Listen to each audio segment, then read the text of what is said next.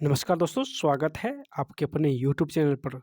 दोस्तों आज हम लोग पढ़ने वाले हैं एस के झासर का एलपी सीबीटी 2 का जो बेसिक साइंस और इंजीनियरिंग ड्राइंग का बुक आया है। इसी का सेट नंबर 4 पढ़ेंगे। इससे पहले सेट 1 से लेकर सेट 3 तक सारे सेट का वीडियो अपलोड है। अगर आप लोग नहीं देखे तो प्लेलिस्ट बना हुआ है, वहाँ से आप लोग जाके ज़रूर देख लीजिएगा। सभी क्वेश्चन का जो है डीपली से सोल्यूशन भी किया गया है। आज हम लोग सेट नंबर 4 सॉल्यूशन करेंगे। इसका पीडीएफ जो है आपको हमारे टेलीग्राम पे मिल जाएगा। यानी वीडियो से पहले पीडीएफ जो है अपलोड हो जाता है ताकि आप लोग भी जो है इस सेट को बना सकें और अपना स्कोर जो है कमेंट बॉक्स में ज़रूर बताइएगा। दोस्तों आज हम लोग पढ़ेंगे सेट नंबर 4 और इसके सारे क्वेश्चन हम लोग डीपली से सॉल्यूशन करेंगे। तो आप लोग वीडियो को प्लीज़ अंतिम तक जो है वो ज़रूर वॉच कीजिएगा। चलिए स्टार्ट करते हैं। उससे पहले जितने भी साथी पहली बार इस चैनल पर आए हैं, जल्दी से आप लोग एक लाइक कर दीजिएगा। हम लोग सिर्फ लक्ष्य रखते हैं 1000 लाइक का। आप लोग जल्दी से अगर 1000 लाइक करते हैं तो आप लोग को डेली जो है 2 सेट का वीडियो मिलने वाला है। तो आप लोग ज़रूर जो है अपना सपोर्ट जो है कीजिएगा। इस टारगेट को आप लोग जल्दी से हिट कीजिए ताकि आपको नेक्स्ट वीडियो आज ही मिल सके। यानी सिर्फ 1000 लाइक है। और जो नए साथी पहली बार इस चैनल पर आए हैं वो सभी लोग चैनल को सब्सक्राइब भी कर लीजिएगा ताकि आपको हर वीडियो का नोटिफिकेशन जो है वो सबसे पहले मिले। तो चलिए स्टार्ट करते हैं और पीडीएफ के लिए आप हमारे टेलीग्राम भी ज्वाइन कर सकते हैं। देखिए क्वेश्चन क्या है। क्वेश्चन है कि इनमें से कौन सी जोड़ी में जो है वो समान एसआई मात्रक है, यानी किसकी जो एसआई मात्रक है वो समान है। तो चलिए देखते हैं। बल और दाब। तो बल का एसआई मात्रक न्यूटन होता है जबकि दाब का एसआई मात्रक पास्कल होता है। तो ये ऑप्शन गलत हो जाएगा। नेक्स्ट है बल का एसआई मात्रक न्यूटन और दूरी का एसआई मात्रक मीटर होता है। तो ये भी ऑप्शन गलत हो जाएगा। नेक्स्ट क्वेश्चन है। नेक्स्ट कथन है कि संवेग और बल। तो संवेग का एसआई मात्रक केजी मीटर पर सेकेंड होता है जबकि बल का एसआई मात्रक न्यूटन होता है। ये भी गलत हो जाएगा। ऑप्शन नंबर सी इसका करेक्ट आंसर हो जाएगा। कार्ज और जूल, इस दोनों का जो मात्रक होता है वो जूल होता है। जूल, और इसको हम लोग लिखते हैं ml² T-2। इन बीमा में हम लोग लिखते हैं ml² T-2, यानी इस दोनों का मात्रक जो है वो समान होता है। चलिए अगला क्वेश्चन क्या है। कहा कि किस एक के लिए केशिकत्व एकमात्र कारण नहीं है, यानी जो कौन है जिसमें केशिकत्व का कारण नहीं है। तो यानी केशिकत्व का कौन कथन जो है वो गलत दिया गया है। चलिए स्याही का सोखना ये केशिकत्व का कारण है, ये बिल्कुल सही है। भूमिगत जल का ऊपर चढ़ना ये भी केशिकत्व का कारण है, ये भी बिल्कुल सही है। सूती कपड़े पर जल की बूंदों का फैलना ये भी केशिकत्व का कारण है, तो ये भी बिल्कुल सही है।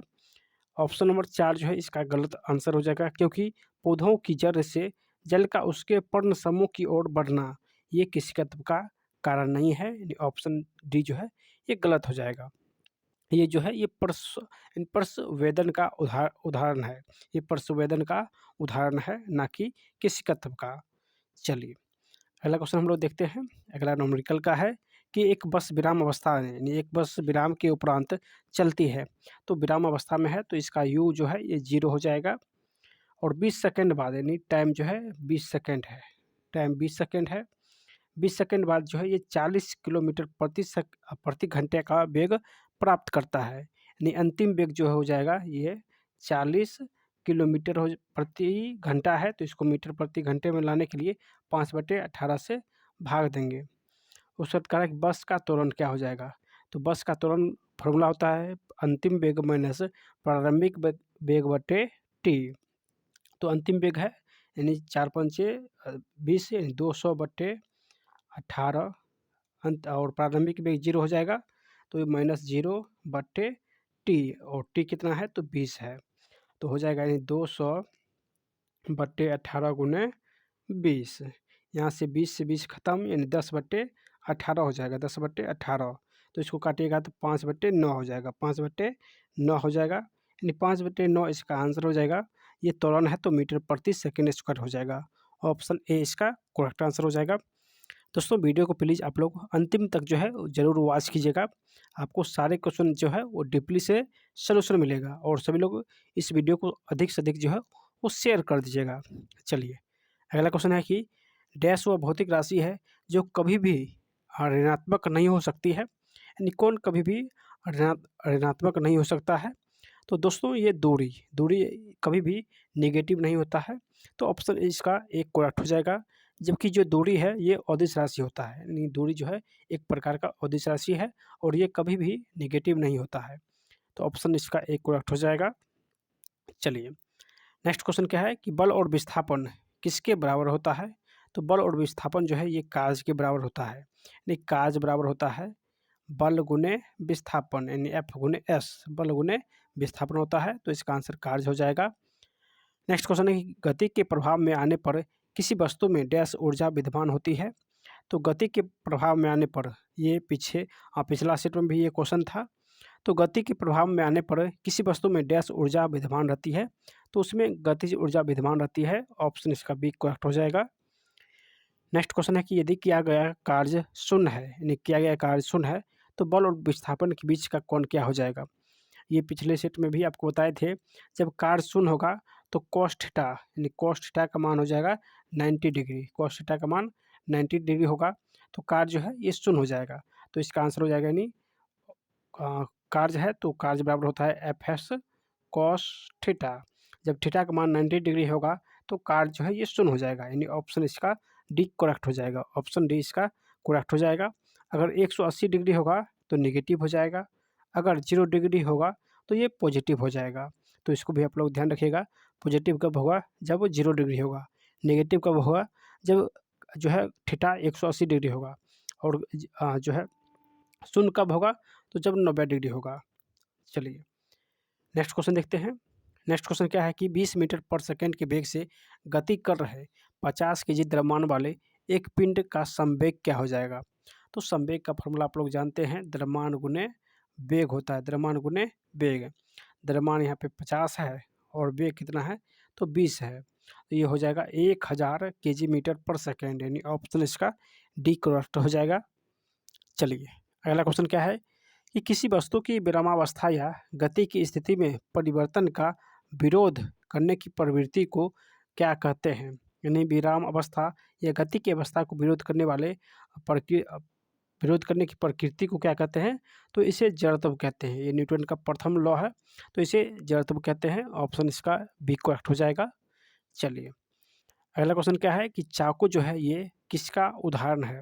चाकू, कुल्हाड़ी, ये सभी किसका उदाहरण है, तो ये सभी जो है ये वेज का उदाहरण है, यानी ये सभी त्रिकोणीय अवस्था में होता है, त्रिकोणीय अवस्था में होता है, तो ये सभी वेज का उदाहरण है, ऑप्शन इसका बी करेक्ट हो जाएगा।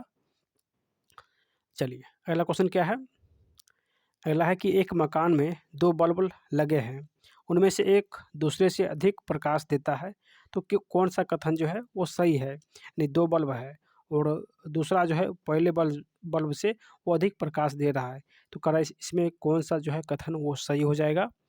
तो चलिए देखते हैं। देखिए इसमें हो जाएगा इसका ऑप्शन नंबर डी, चमकदार बल्ब में अधिक उत्सर्जित शक्ति होती है इसीलिए कम प्रतिरोध होता है, यानी अगर प्रतिरोध कम होगा तो वो अधिक चमकेगा, यानी उसका जो शक्ति होगा वो अधिक हो जाएगा। इसका फॉर्मूला होता है पी बराबर वी स्क्वायर बट्टे आर। अगर आर कम हो जाएगा यानी प्रतिरोध कम होगा तो पावर अधिक होगा, अगर प्रतिरोध ज़्यादा होगा तो पावर कम हो जाएगा, यानी एक दूसरे के व्युत्क्रमानुपाती होता है, तो इसीलिए इसका आंसर ऑप्शन नंबर डी हो जाएगा। अगला क्वेश्चन क्या है कि प्रथम श्रेणी के उत्तोलक में कौन सा कथन जो है वो सही है। तो जो प्रथम श्रेणी का उत्तोलक होता है जैसे कैंची हो गया, पिलास हो गया, इस सभी में बीच में पेंच होता है। अब बीच में जो पेंच होता है, पेंच को ही हम लोग आलम भी कहते हैं। क्या कहते हैं, तो आलम कहते हैं। पेंच को ही हम लोग आलम कहते हैं, जिसमें बीच में आलम्ब हो उसे प्रथम श्रेणी के उत्तोलक कहते हैं। तो कौन सा ऑप्शन हो जाएगा, तो ऑप्शन नंबर 1 हो जाएगा, यानी आलम जो है ये अयास और भार के बीच में होता है, अयास और भार के बीच में होता है, ये प्रथम श्रेणी का उत्तोलक हो जाएगा। चलिए अगला क्वेश्चन क्या है, क्वेश्चन है कि कोई लड़का अपनी पीठ पर 3 केजी द्रव्यमान का बस्ता जो है उठाए किसी समतल सड़क पर 300 मीटर की दूरी तय करता है, उसके द्वारा गुरुत्वाकर्षण बल के विरुद्ध किया जाने वाला कार्य क्या हो जाएगा। यानी आपसे कार्य पूछा है, तो यहाँ पे कार्य जो है दोस्तों ये 0 हो जाएगा। 0 क्यों होगा, क्योंकि यहाँ पे जो थीटा हो जाएगा, ये थीटा यहाँ पे 90 डिग्री बन रहा है, लड़का जो है अपने पीठ पर जो है वस्तु को रखा हुआ है, इसलिए थीटा जो है 90 डिग्री है, 90 डिग्री बनेगा। जब थीटा 90 डिग्री बनेगा तो कार्य जो है ये 0 हो जाएगा, यानी एफ एस कॉस थीटा होता है, कॉस थीटा होता है, तो कॉस थीटा का मान 0 डिग्री हो जाएगा, तो पूरे कार्य जो है ये 0 हो जाएगा। इसलिए इसका आंसर जो है ये ऑप्शन नंबर डी हो जाएगा। चलिए नेक्स्ट क्वेश्चन क्या है कि यदि किसी वस्तु का वेग इसके प्रारंभिक वेग से दोगुना हो जाता है तो इसकी गतिज ऊर्जा, इसकी प्रारंभिक गतिज ऊर्जा का n गुना हो जाता है और n का मान पूछा है। तो यानी 1/2 mv² होता है। जब वेग दोगुना करेंगे तो टोटल जो है ये 4 गुना हो जाएगा, 4 गुना हो जाएगा, तो ऑप्शन इसका बी करेक्ट हो जाएगा, बी करेक्ट हो जाएगा। चलिए अगला क्वेश्चन क्या है कि यांत्रिक ऊर्जा किसका योग होता है। तो हम सभी लोग जानते हैं जो यांत्रिक ऊर्जा होता है दोस्तों, ये गतिज ऊर्जा और स्थितिज ऊर्जा, ये इस दोनों का योग होता है, यानी गतिज ऊर्जा और स्थितिज ऊर्जा का योग होता है। ऑप्शन इसका एक करेक्ट हो जाएगा। चलिए नेक्स्ट है कि किसी वस्तु की ऊंचाई से गिरने पर इसकी स्थितिज ऊर्जा और गतिज ऊर्जा क्या होता है, यानी कोई वस्तु ऊपर से नीचे की ओर गिरता है तो इसमें स्थितिज ऊर्जा और गतिज ऊर्जा क्या हो जाएगा, तो स्थितिज ऊर्जा जो है ये घट जाएगा, स्थितिज ऊर्जा घट जाएगा, जबकि जो गतिज ऊर्जा होगा वो बढ़ जाएगा, यानी स्थितिज ऊर्जा में कमी आएगी लेकिन गतिज ऊर्जा में जो है ये वृद्धि होगा। तो ऑप्शन इसका डी करेक्ट हो जाएगा। चलिए अगला क्वेश्चन क्या है कि उद्योग में प्रयुक्त शक्ति जो है इसका एसआई मात्रक पूछा है। तो शक्ति का एसआई मात्रक आप लोग जानते हैं ये वाट्स होता है, यानी शक्ति का एसआई मात्रक शक्ति का एसआई मात्रक जो है, एक मिनट, आप यहाँ पे प्रयुक्त शक्ति जो है उद्योग में पूछा है तो ये हॉर्स पावर हो जाएगा। उद्योग में हॉर्स पावर होता है, अगर आपसे सीधा शक्ति रहे तो शक्ति का वाट होता है, लेकिन उद्योग में पूछे तो ये हॉर्स पावर हो जाएगा। जबकि एक असम शक्ति बराबर 746 वाट होता है, एक असम शक्ति बराबर यानी एक एचपी बराबर 746 वाट होता है, इसको भी आप लोग ध्यान रखिएगा। नेक्स्ट क्वेश्चन क्या है, तो नेक्स्ट क्वेश्चन है कि एक एल्कोहल का क्वथनांक 78 डिग्री सेल्सियस है, तो केल्विन पैमाने पर इसका तापमान पूछा है। तो जब डिग्री सेल्सियस से केल्विन पैमाने में इसको बदलेंगे तो इसमें 273 इसमें जोड़ेंगे, 273 केल्विन का मान इसमें जोड़ेंगे तो टोटल मान जो है केल्विन में आ जाएगा। 78 डिग्री सेल्सियस में है, जब इसमें 273 जोड़ेंगे तो ये टोटल जो मान आएगा ये केल्विन में आएगा, तो टोटल मान जो है 351 केल्विन हो जाएगा, 351 केल्विन हो जाएगा, जो कि ऑप्शन नंबर डी में दिया गया है। नेक्स्ट क्वेश्चन क्या है, कौन सा संबंध जो है जो संभव नहीं है, इनमें से कौन सा कथन जो है सूत्र फॉर्मूला यहाँ पे 4 दिया गया है और करा इनमें कौन गलत दिया गया है। तो इसका फॉर्मूला क्या होता है, तो इसका फॉर्मूला होता है C/100 यानी सेल्सियस बट्टे 100 बराबर फ़ारेनहाइट -32/180 बराबर केल्विन माइनस, एक मिनट, यहाँ पे फ़ारेनहाइट पूछा है, यहाँ पे फ़ारेनहाइट है तो पहले फ़ारेनहाइट लिख लेते हैं, फ़ारेनहाइट भी लिख लिए, तो केल्विन, चलिए केल्विन -273/180 हो जाएगा। जब यहाँ से इसको अच्छे से सोल्यूशन कीजिएगा तो इसमें जो आएगा ऑप्शन नंबर ए जो है ये गलत दिया गया है, यानी ऑप्शन ए गलत दिया गया है, बाकी सभी फार्मूला जो है वो सही है। चलिए नेक्स्ट क्वेश्चन क्या है कि यदि कांच एवं पारद का आयतन विस्तार गुणांक बराबर होता है तो यानी पारद कांच नली थर्मामीटर में पारद जो है क्या होगा, तो यह कार्य नहीं करेगा, ये कार्य भी नहीं करेगा, तो ऑप्शन इसका एक करेक्ट हो जाएगा, यानी पारद जो है ये कार्य नहीं करेगा। नेक्स्ट क्वेश्चन है कि n समान प्रतिरोध जिसका मान r है, यदि समांतर क्रम में यानी जोड़ दिया जाए तो तुल्य प्रतिरोध क्या हो जाएगा, तो तुल्य प्रतिरोध जो है दोस्तों ये r/n हो जाएगा, यानी इसका आंसर हो जाएगा यानी n² हो जाएगा, ऑप्शन नंबर बी इसका करेक्ट हो जाएगा। यानी तुल्य प्रतिरोध निकालने के लिए क्या करते हैं, तो r बराबर करा कि n समान प्रतिरोध और जिसका मान r है, तो जिसका मान r है जब इसको n से भाग देंगे तो इसका जो मान आएगा यहाँ से एक यहाँ पे n हो जाएगा और r जो है n r बराबर स्मॉल r हो जाएगा, ठीक है। जब इसको श्रेणी क्रम में जोड़ेंगे तो ये n स्क्वायर r हो जाएगा, यानी ऑप्शन इसका बी करेक्ट हो जाएगा। चलिए नेक्स्ट क्वेश्चन क्या है कि यानी तापानुशीतलन का प्रयोजन क्या है। तो जो तापानुशीतलन होता है इसी को हम लोग अनलिंग कहते हैं, नहीं धातु को धीरे धीरे ठंडा करना अनलिंग कहते हैं या एनिलिंग कहते हैं। तो ये स्टील को नरम करना होता है, यानी इसका कार्य होता है स्टील को नरम करना।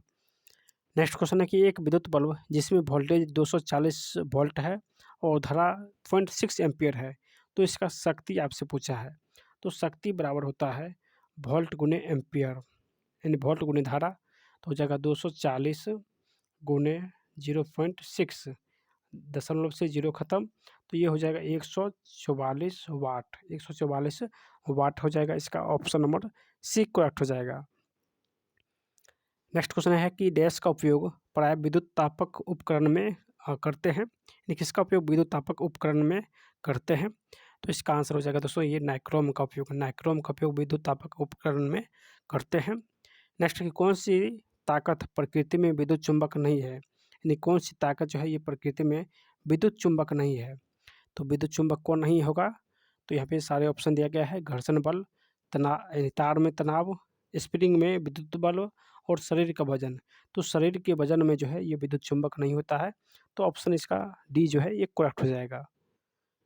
नेक्स्ट क्वेश्चन क्या है कि कौन सा नियम एक कंडक्टर में विभव अंतर और इसके माध्यम से बहने वाले यानी विद्युत प्रवाह के बीच का संबंध बताता है। यानी कौन सा नियम एक कंडक्टर में विभव अंतर और इसके माध्यम से बहने वाली विद्युत प्रवाह यानी धारा के बीच का संबंध बताता है। तो ये भी बराबर आई आर होता है। तो ये विभवांतर और धारा के बीच संबंध बताता है, ये ओम का नियम होता है, ये ओम का नियम होता है। तो ऑप्शन इसका सी करेक्ट हो जाएगा। नेक्स्ट क्वेश्चन है कि एक चालक का प्रतिरोध किसके समानुपाती होता है। तो जो चालक होता है ये किसके प्रतिरोध पूछा है, प्रतिरोध ये किसके समानुपाती होता है। तो प्रतिरोध बराबर होता है रो एल बटे ए। तो समानुपाती ऊपर वाला होता है और जो व्यतिक्रमानुपाती होता है वो नीचे वाला होता है। तो ये एल जो है इसके समानुपाती होता है, यानी एल लंबाई हो जाएगा, यानी प्रतिरोध जो है प्रतिरोध ये लंबाई के समानुपाती होता है। तो ऑप्शन नंबर इसका डी करेक्ट हो जाएगा। नेक्स्ट क्वेश्चन क्या है कि त्वरण का विरोध करने की पिंड की प्रवृत्ति को डैश कहते हैं। तो ये न्यूटन का यानी गति का प्रथम नियम है। तो यानी गति के विरोध करने की प्रवृत्ति को जड़त्व कहते हैं। तो वही बात यहाँ है, त्वरण के विरोध करने की प्रवृत्ति को क्या कहते हैं, तो जड़त्व कहते हैं। ऑप्शन इसका एक करेक्ट हो जाएगा। नेक्स्ट क्वेश्चन है कि निम्न में से क्या विद्युत धारा के ताप प्रभाव पर आधारित है, यानी कौन जो है ये विद्युत धारा के ताप प्रभाव पर आधारित है। तो इसका आंसर हो जाएगा ये विद्युत हीटर जो है ये ताप प्रभाव पर आधारित है। ऑप्शन इसका बी करेक्ट हो जाएगा। चलिए अगला क्वेश्चन क्या है कि परिपथ में श्रृंखला में यानी श्रेणी क्रम में प्रतिरोधक जुड़े हुए हैं, यानी श्रेणी क्रम में जुड़ा हुआ है, तो परिपथ के माध्यम में धारा का मान क्या हो जाएगा। जब धारा श्रेणी क्रम में जब जुड़ता है तो इसमें जो धारा हो जाएगा, धारा सभी में समान रहता है, यानी आई जो है सभी में समान रहता है। तो इसका आंसर ऑप्शन नंबर ए हो जाएगा, सभी में जो धारा है ये समान होगा। नेक्स्ट क्वेश्चन है कि जब दो गोले समान आकार के और समान धातु के बनाए गए हैं, परंतु एक खोखला है जबकि दूसरा ठोस है, दूसरा जो है ये ठोस है, इन दोनों को समान ताप पर गर्म करेंगे तो दोनों जो है वो समान रूप से दोनों फैलेगा। तो इसका आंसर ऑप्शन नंबर सी हो जाएगा, दोनों गोला जो है समान रूप से फैलेगा। अगला क्वेश्चन क्या है कि वह भौतिक स्थान जहाँ कंप्यूटर जानकारी संग्रहित करता है वह है, यानी वह भौतिक स्थान जहाँ कंप्यूटर जो है वो जानकारी को संग्रहित यानी स्टोर करता है, वो कौन सा है। तो ये हार्ड डिस्क होता है, यानी हार्ड डिस्क में सारा डाटा जो है ये स्टोर होता है। तो ये हार्ड डिस्क हो जाएगा जो कि एक स्टोरेज डिवाइस है। नेक्स्ट क्वेश्चन है कि डैश कंप्यूटर पर मौजूद एक इंटरफेस है जिससे आप किसी डिवाइस को कनेक्ट कर सकते हैं। तो कनेक्ट कर सकते हैं दोस्तों, ये पोर्ट होता है, यानी पोर्ट जो है ये कंप्यूटर पर मौजूद एक इंटरफेस है जिससे आप एक किसी डिवाइस को कनेक्ट कर सकते हैं। तो ऑप्शन इसका बी हो जाएगा पोर्ट। चलिए अगला क्वेश्चन क्या है कि निम्नलिखित में से किस में अच्छे विद्युत संपर्क को सुनिश्चित करने के लिए अच्छी पकड़ होनी चाहिए। तो अच्छी पकड़ होनी चाहिए दोस्तों, ये अर्थ क्लैंप्स हो जाएगा। अर्थ क्लैंप्स जो है ये अच्छे पकड़ के लिए जो है इसको उपयोग करते हैं। नेक्स्ट क्वेश्चन है कि विद्युत कार्य के जूते किसके बने होते हैं? यानी जो विद्युत कार्य करते हैं उसके जो जूते होते हैं प्लास्टिक के होते हैं, रबर के होते हैं, चमड़े के होते हैं। यानी ऑप्शन इसका सही हो जाएगा, यानी इस सभी के बने होते हैं। चलिए अगला क्वेश्चन क्या है कि बड़ी कंपास का उपयोग किस माप की वृत्त को खींचने के लिए उपयोग करते हैं? यानी जो बड़ी माप का कंपास होता है वो किस प्रकार की वृत्त को खींचने के लिए उपयोग करते हैं? तो बड़ी वृत्त यानी जिसकी त्रिज्या 150 से अधिक हो, जिसकी त्रिज्या जो है 150 से अधिक हो, उस प्रकार की वृत्त को मापने के लिए बड़ी कंपास का उपयोग करते हैं। नेक्स्ट क्वेश्चन है कि ड्राइंग बोर्ड पर बैटन लगाने का उद्देश्य क्या है? तो बैटन लगाने का उद्देश्य होता है कि जो पट्टियों है पट्टी उसको सपोर्ट देना, पट्टी को सपोर्ट देना, ये बैटन का उद्देश्य होता है। नेक्स्ट क्वेश्चन है कि ड्राइंग शीट के बाएं सिरे पर अधिक मार्जिन क्यों छोड़ा जाता है? यानी जो ड्राइंग शीट होता है उसके बाएं सिरे पर अधिक मार्जिन क्यों छोड़ा जाता है? तो इसका आंसर हो जाएगा दोस्तों, यानी जिल्द में बांधने के लिए, यानी जिल्द में बांधने के लिए जो है ये अधिक जगह जो है छोड़ा जाता है। नेक्स्ट क्वेश्चन है, यहाँ पे एक दिया गया है ज्योमेट्री का क्वेश्चन है कि त्रिभुज ABC में जिसमें DE जो है ये AC के समांतर है, यानी AC के समांतर कौन है? तो ये D और E है। यहाँ पे B हो जाएगा। अब करा है AB का मान, यानी टोटल का मान 10 है, जबकि AD का मान जो है 4 है, यानी इसका मान 4 है तो इसका मान 6 हो जाएगा। यानी टोटल मान 10 है, अगर इसका मान 4 है तो इसका मान 6 हो जाएगा। आपसे पूछा है कि BE और DEC का मान क्या हो जाएगा? तो जो मान इसका दोनों का होता है वही अनुपात यहाँ भी हो जाएगा, यानी 6:4 ही हो जाएगा। 3:2 इसका जब काटेगा 2 से तो 3:2 इसका करेक्ट आंसर हो जाएगा, जो कि ऑप्शन नंबर डी में दिया गया है। नेक्स्ट क्वेश्चन क्या है कि एक त्रिभुज में यदि 3 शीर्ष लंब बराबर है तो त्रिभुज होगा, अगर 3 शीर्ष लंब बराबर होगा तो ये त्रिभुज कौन हो जाएगा? तो समबाहु त्रिभुज हो जाएगा, समबाहु त्रिभुज। सीधी रेखाएं मुख्यतः कितने प्रकार की होती है? यानी जो सीधी रेखाएं होती है वो कितने प्रकार की होती है? तो यहाँ पे ऑप्शन गलत दिया गया है। यानी सीधी जो रेखाएं हैं, सीधी रेखा ये 3 प्रकार की होती है, 3 प्रकार की होती है। कौन कौन? तो एक क्षैतिज रेखा हो जाएगी, एक क्षैतिज रेखा, उसके बाद एक ऊर्ध्वाधर रेखा हो जाएगा, ऊर्ध्वाधर रेखा, और एक तिर्यक रेखा हो जाएगा। यानी 3 प्रकार के जो है ये रेखा होती है। सीधी रेखा जो 3 प्रकार की होती है, क्षैतिज, ऊर्ध्वाधर और तिर्यक रेखा। चलिए अगला क्वेश्चन देखते हैं, 1 मिनट। कुछ ठोस जो है, चलिए देखिए, कुछ ठोस सिंगल का कार्ब्ड सतह से घिरे होते हैं, इन्हें अनरोल करने से कैसी सतह मिलती है? तो इन्हें अनरोल करने से ये प्लेन सतह मिलती है। ऑप्शन इसका बी हो जाएगा, प्लेन सतह मिलती है।